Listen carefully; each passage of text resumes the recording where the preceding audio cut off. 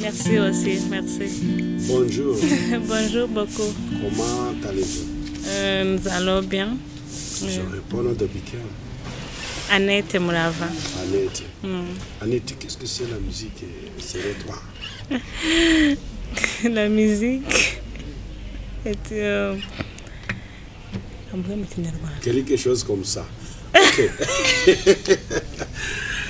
Nous pouvons continuer à Kinyarwanda, notre langue maternelle. Turi kumwe n'umukobwa rwose umaze kuducurangira umaze no kuturirimbira hano kuri Evangelism Monde TV. Niyo chaîne mukurikiye. Yes, yamaze kubibwira nubwo abibwiye mu Gifaransa ariko kubumva n'ikinyarwanda yitwa Annette Mourava. Ni umuririmbyi wahamagariwe kuramya Imana no kuyihimbaza ndetse akaba ari no kwiga umuziki nyine nkuko mubibona kandi ibintu bimeze neza cyane. Turakwishimiye kuri Evangelism Monde TV. Murakoze cyane Imana bamugisha nanjye ndabanezerewe. Biratunezerewe. Nibyo ni byiza cyane. Turabona rero uri kumwe na mugenzi wawe. Ndagira ngo nawe umudusobanurire cyangwa yisobanure. Oya. Urisobanura cyangwa baragusobanura? Reka nisobanure. Yes, turi kumwe n'abajene rero tugiye kuramya Imana. Yes, ninde turi kumwe none hano? Muri kumwe na Richard. Umucuranzi, umuramyi, inshuti ya Annette Mourava, umushiki wanjye, byose ni byose. Ni byose byawe. Tukaba twaje kwifatanya namwe muri iki kiganiro kugira ngo turamye Imana. Yego. Uwiteka abaho umugisha cyane kwitabira ubutumire bwacu. Rero nubundi umuntu ari kuganira n'abaririmbyi bagakwiye kuganira mu muziki. Ururimi rwacu ni umuziki. Ubona bari kuguhereza gitari. Sesimana. Sesimana indirimbo. Sesimana kuri muyimurikire abantu bose bakurikiye Evangelism Monde TV. Rero twatangira dutarama kuko twahuye n'abaririmbyi ntabwo twavuga cyane kurusha kuririmba.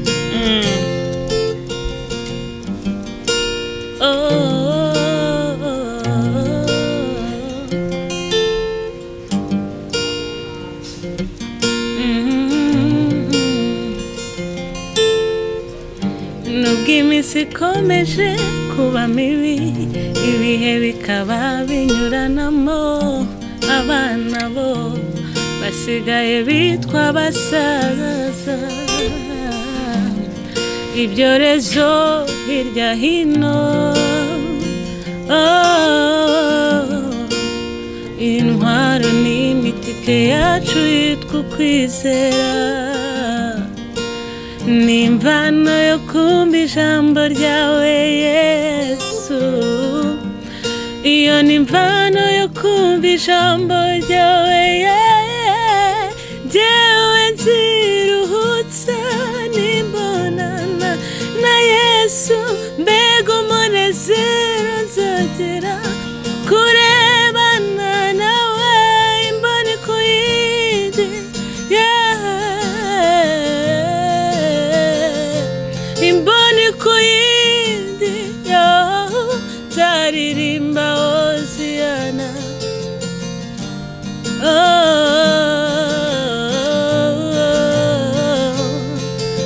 Imboni ku yindi turi kumwe na Yesu Imboni ku yindi turi kumwe n'Umwami Imana Aho niho tuzibagirwa ubuzima bwose bwo muri isi Aho ibintu byose byananiranye Niwe ibintu byose bizakunda Amaso ku yandi turi kumwe n'Umwami Imana Nakurira Oya nagupfusha twagezeyo Imboni ku yindi turi kumwe n'Umwami Imana Imboni ku yindi turi kumwe nawe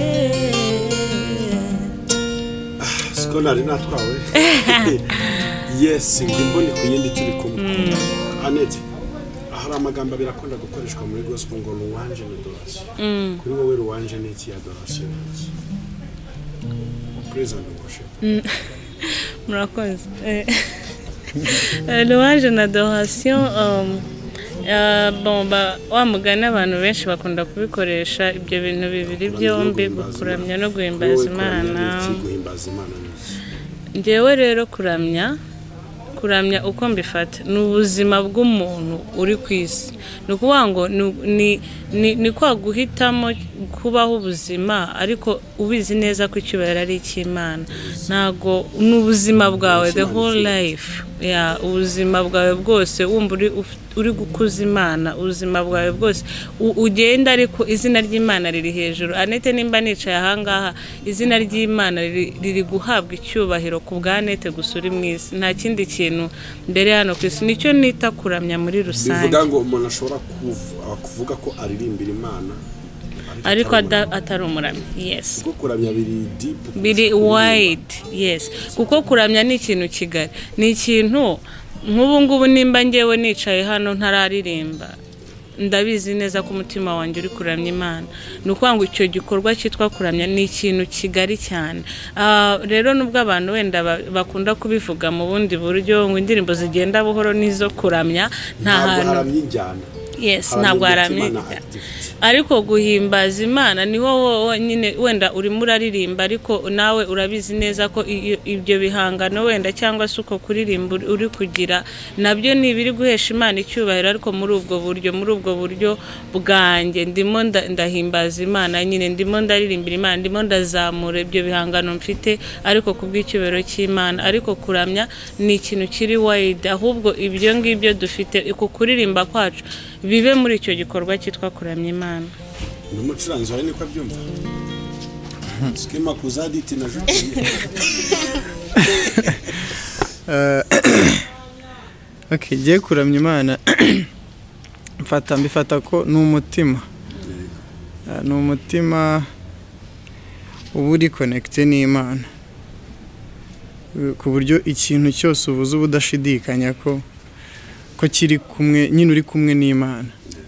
Ko hari abantu benshi bavuga ko kuramya cyangwa guhimbaza ko bigendera mu njyana, nyine ko nziruhutsa nawe imboni ku yindi ndi kuramya, haririmba wenda ukaririmba ati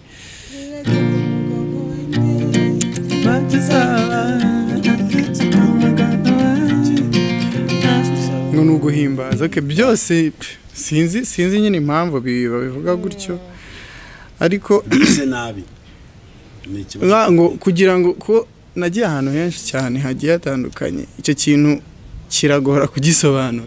Nyine kugisobanura kuramya ni uku nguku exactly, no guhimbaza ni uku nguku, ariko mu magambo make y'icyo navuga kuramya nyine ni umutima uba uri connected n'Imana uko mbyumva, no guhimbaza ni indirimbo zaziri kuvamo, noneho urimo ni uguserebura nyine. Yego rwose, iyo tuyiramya tujya imbere yayo n'umutima wacu wose tuyiha icyubahiro, tuyibwira ko ari nziza, isumba ibigirwamana, iratatse, iteye ubwoba, ikora hasi igashyira hejuru. Uwabaramye kuko bari kuyicyubahiro, kandi wajya no mu rugo icyubahiro cy'Imana imbere ya madamu wawe kikagaragara ku buzima bwawe, imbere y'abana bawe kikagaragara ku buzima bwawe, kukaza huri abakozi barakubaha, baragukunda, barakubonaho icyubahiro cy'Imana. Nibyo twavuga ko ari ukuramya Imana. Ugasa n'ubuzima bwawe uri mu biro ukajya ukirikasuri uvuga tuti kwagwa icyubahiro kwamaye ukuboko kuzima. Kuri amen. Nawe wimbaza azashima avuga ati Mana wankoreye ibi, waranyujije, wankuye mu mashyamba, wamaye ibyo kurya n'ibyo kunywa, nta mashimwe muri make. So tubisobanurira abantu bakurikiye Evangelism Monde TV babyumva. Ntabwo turamya Imana kubw'injyana zidusapotinga, turamya Imana kubw'icyifuzo kiri mu mutima cyo bw'Imana icyubahiro. Amen. Tukayimbaza tuvuga ibyo yakoze. Simbisobanuye neza nabyo, simbafashije. Arega muri urugendo burya ngo ndugufashe. Aneti, ni ryari watangiye kumva ko ufite umuhamagaro wo kuramya Imana? Uwo natangiye kubyumva, abandi batangiye kubyumva mbere yanjye nkiri umwana. Naho stinjishonda ramwe ngo yatangiye kuririmba kiri mu ndanyine. Nibaza yaririmbaga soprano. Actually ngewe n'ubundi narabivukanye kuko nkunda kuvuga ngo ni iby'Imana yampaye. naje ngendera mu by'Imana yamaze gukora Yes, mbese ndi yes. kugendera mu byo yamaze kunkorera ndi kugendera mu murimo wa Kristo hari mu mirimo inyigisho ya ejo Kristo. nabonye uvuze ijambo ryiza hari inyigisho nabonye ku Iyobokamana TV ivuga ngo kumenya icyo waremewe kumenya impamvu yo kubaho kwawe Yeah. yes abantu bakurikire Iyobokamana TV ni inyigisho yatanzwe na Pastor Desire yigisha icyo umuntu yaremewe abantu benshi buriya ku isi babayeho mu buzima bwo kudasobanukirwa icyo baremewe ukabona umuntu ari gukora inzozi zitari ni izi nayo mpamvu ubuzima buturushye Yeah. Voilà. ko ntabwo tuba tuzi icyo tubereye ukabona umuntu acakiye Bibiliya ngo abwirize yari umucuranzi mwiza cyane tugahora tugira abacuranzi mu nsengero badukoroga batari gukora impano Yes. zabo wabo ni ngo ari muri Bibiliya Yeah. ukabona Giti Mushishana afite gitari yari umubwiriza butumwa bwiza Yes. ashobora kubwiriza n'amabuye akimuka icyo ni cyo kintu gikomeye so birakwiye kabisa. ko tumenya ikintu twahamagariwe akaba ari cyo dushyiramo imbaraga cyane Yego. ntabwo nari nguciye mu ijambo So nanjye nari ndiho mvuga rero ko naje gusanga ari Imana yandemeye yatekereje sitararemye igatekereza ikavuga ngo Annette mubonamo iki namushyizemo iki kintu hanyuma njye nshima Imana cyane yuko yabimbashishemo kugendera muri cya kintu ko ni ikintu nafatiye igenda gisengera nyine nemezwa neza yuko nkwiriye kugenda muri icyo kintu rero urumva kuva kera nkiri umwana nararirimbaga pe ukabyumva ko mfite impano yo kuririmba mu rugo baramfashaga kenshi banguriraga utu instrument tw'abana udupiano utugitari bakamfasha bakambwira baririmba gutya twajya mu gitabo cy'indirimbo urabona partie yanditsemo abana yewe rwose ziriya partie z'abana ebyiri indirimbo zaho zose ubundi mba nzizi twabaga ugomba guhera hano mu z'abana nari zo mu gitabo turashima Imana yuko twavukiye ku ngoma y'umwami Yesu nyir'imbabazi iyo tuvuka ku ngoma ya Satani none tuba twihebye utuntu nk'utwo ngutwo Yesu nahinduka Jésus ne change pas jamais ibintu nk'ibyo ngibyo so urumva babimbonagamo babonaga ko ari ibintu nkunda ku buryo nka mama we ariko ndibuka ko ari ababyeyi banjye bombi bakundaga kubintoza cyane muzagafata gitara akavuga ati ririmba ibyo byo ntuze kumbaza nimba acuranga kuko icyo nzi nuko yafataga gitari nkaririmba mama ibyo ntimubimbaze ko numa ntabyibuka naje kumenya ubwenge nsanga ntacuranga ariko ibyo yancurangiraga ubwo ntabyo nzi nari ndamubwiye vraiment none se ko ntaramubona acuranga ubu ngubu tunarakuze ariko ari mu bantu bamfashije buriya kera bakira abasore hari ukuntu ari mu bantu bacurangiye yananyigishaga piano mu by'ukuri akunda muzike cyane ku buryo ni kwa kundi baba barakuze bazi utuntu kambwira piano bacuranga gutya mama we rero nawe wenda ushaka kumuzana hano yaririmba ukumva ntibigize ariko niwe wangishije kuririmba ijwi rya mbere n'irya kabiri kambwira tugiye kuririmba soprano ririmba alto urukumva ukuntu nakuze mu rugo muri Sunday school nabaga ndi wa mwana ufite microphone ugomba gutera amakorasi yo guhaguruka mu ntebe no gusubira mu ntebe na hari ari ngiri kwantona muri secondaire nageze muri troncomensa nk'utabikora cyane ariko ngeze muri cycle supérieur vraiment ntangira njya muri korali ngezemo ndaririmba bantu twabanaga muri troncome Annette niwe twabanaga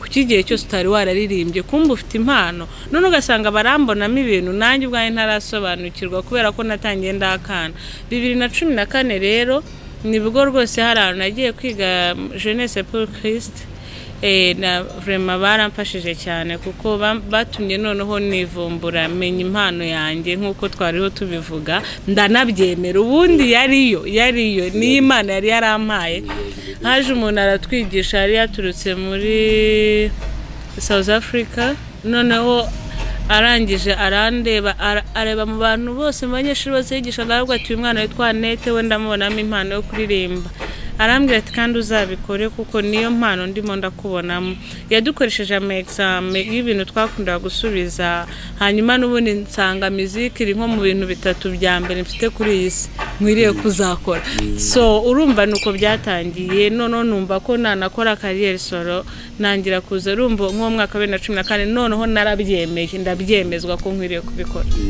wow utanze igisobanuro cyiza cyane muziki kuri wowe umuziki wo kuramya no guhimbaza Imana uvuze iki ku buzima bwawe bwa buri munsi kubura umucuranzi ucuranga indirimbo z'Imana ese ucuranga gospel gusa okay si wajya mu kabari gutera ikiraka aya ntago najyayo ariko hari igihe nyine uba ufite nk'inshuti yawe ati ngwino mfashe gucuranga nyine inshuti urabizi biba bigoye kugira uzamuhakana ushaka guhamagara sibye ko atari inshuti yanjye ariko baretse kwiyakana umugozi w'Imana urumva nyine gucuranga nyine yari ikintu ukubikoresha ahantu heza byanze bikunze ntabwo nshobora kubikoresha ahantu habi kandi ndumuramye biba biri kunyambika indi sura itari nziza yagiye rero icyo navuga gucurangira Imana ni ubuzima kuko hari shobora gufata nka gutya wenda ndi gucuranga gospel umunsi mwiza nibuka nubona kwemerewe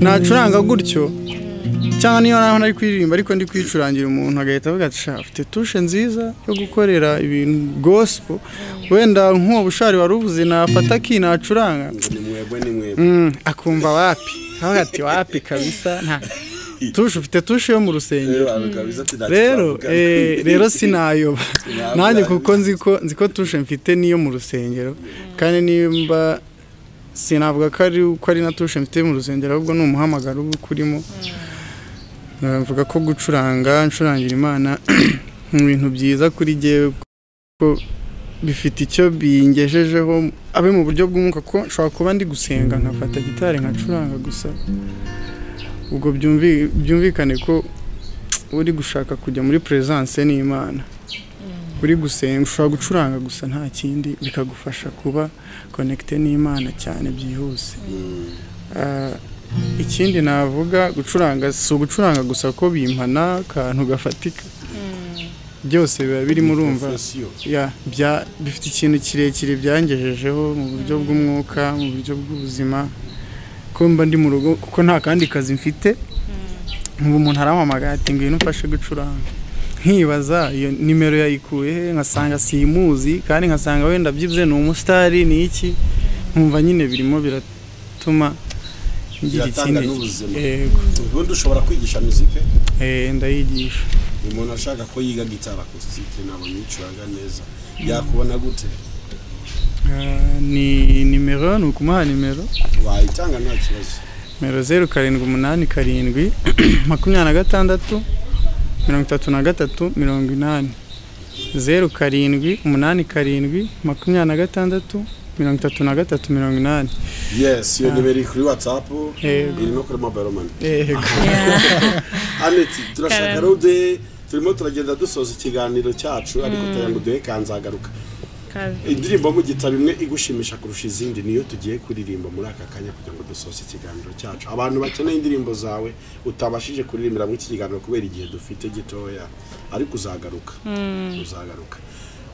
tubwire bazibona gute indirimbo zawe indirimbo zanjye bazibona kuri YouTube channel Anete Murava niho wazibona indirimbo zanjye zose cyangwa n'ibindi byose ushaka kumenya kuri Anete Murava actually iyo wanditseho iryo zina baguhereza ibintu byose bigendanye na Anete hari n'igihe byaba bitari kuri channel yanjye ariko ikigendanye na Anete cyose cy'ubuzima bwe abantu nagiye namwe abo nagiye nkorana so buri kintu cyose washaka kumenya kuri Anete rwose Anete Murava biragufasha kongeraho no kubona ibyo bihangano byose ni shene rero yitwa Anete Murava ushobora kujyaho nyine ukareba afite indirimbo nziza cyane yasohoye muri iyi minsi nshyashya nziza cyane yanguze ku mutima reka ndeke kuyivuga kugira ngo bakumbuze mugende murebe iyo ndirimbo ubundi ukorera mu studio indirimbo zawe terwa na style indirimbo ngiye gukora ariko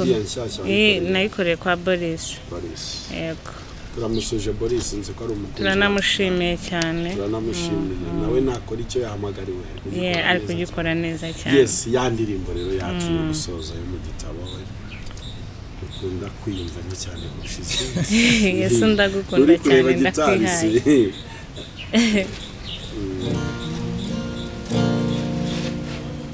Yesu ndagukunda cyane ndakwihaye zinutswe kw'ibyaha byanjye binezeza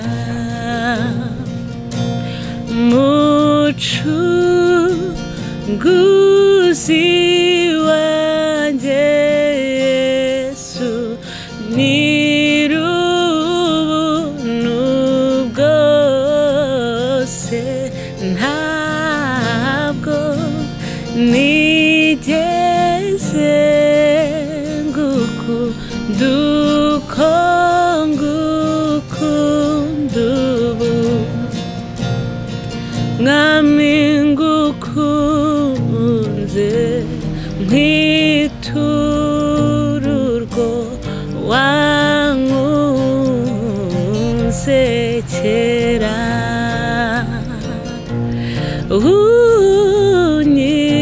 unyigura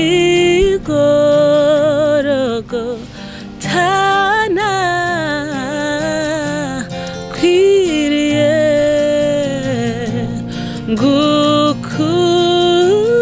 ngukundira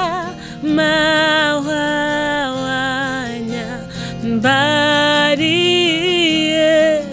mu mutwe ntabwo nigeze ngukunda uko ngukunda ubu Mwami nzahora ngukunda Yesu iteka ryose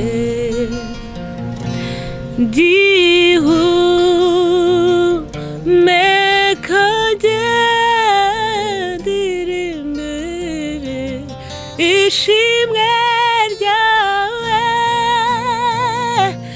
nigera mu rupfu ntabwo nzagushima nyani ntabwo nigeze ngukunda uko ngukunda ubu nigera mu rugo rwa so Mwami Yesu nzajya mpaguhamiriza iteka ryose nkwikubise imbere zagusingiza cyane ntabwo nigeze ngukunda uko ngukunda ubu Amen ubundi biragoye kugira ikindi kintu umuntu yarenza ko ibi hari umuntu wigeze afashwa ari mu rusengero umuntu araririmba arafashwa n'undi araza arabwiriza noneho bakiriye umwigisha wa kabiri aravuga ati singiye kuguhaha nta rindi jambo numva iryo numvise rirahagije singiye kuguhaha none rero bakunze ba Evangelism Monde TV nanjye munyihanganire singiye kuguhaha ahantu coje ikiganiro mugira amahoro y'Imana Amen